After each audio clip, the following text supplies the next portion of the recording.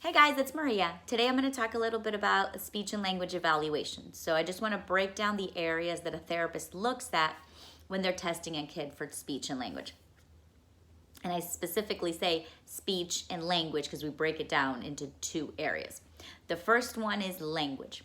Language gets broken down into two departments. Language is going to start with receptive language, which is our child's ability to understand. Can they understand language? Can they follow a direction? Do they understand basic questions and concepts? Are they able to sit and pay attention to an activity? So we look to make sure they understand things first because that's very important. Then the second part of language we're looking at is our expressive language, our ability to express our wants and needs.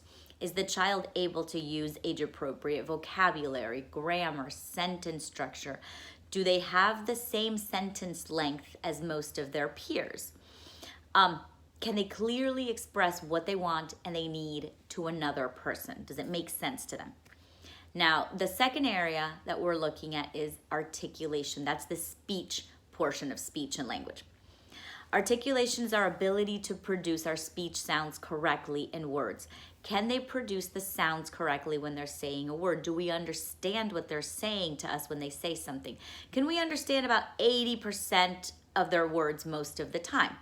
So we look at, are they producing each sound individually by itself? If they say a word, do we understand that sound? Are they substituting one sound for another? Those are our tutti for cookie kids. To them, they sound perfectly fine.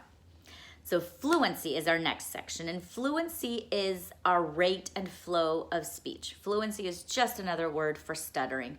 Are they stopping and starting while they're trying to make a sentence? Are they repeating the same sound over and over again? Are they prolonging a sound in a word, or are they just getting stuck? Those are our kids that we call a block. And nothing comes out of their mouth. So that's the area that we refer to as fluency or stuttering. The next area is voice. So voice, we're looking at pretty much the quality of your voice.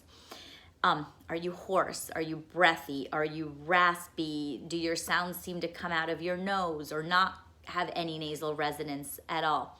Usually, if there are significant vocal problems, we will refer you to a specialist, either an ear, nose, and throat doctor, or someone else who might be a little better trained at looking down your throat and making sure there's no issues in that department. But basically, we're looking at really simply, does your voice sound okay to us? Pragmatics, that is our social communication of language. And this is very important. A lot of people don't understand that we're not just looking at your child's ability to talk, we're also looking at their ability to have a conversation. Do we have eye contact? Are we able to socialize with the therapist, our parents, friends, new children? We have joint attention? Can we hold eye contact? Can we hold a conversational turn or a turn in a game? Simple things like that are going to represent our child's communication to socialize with other people. The last area I tend to look at is oral motor and feeding.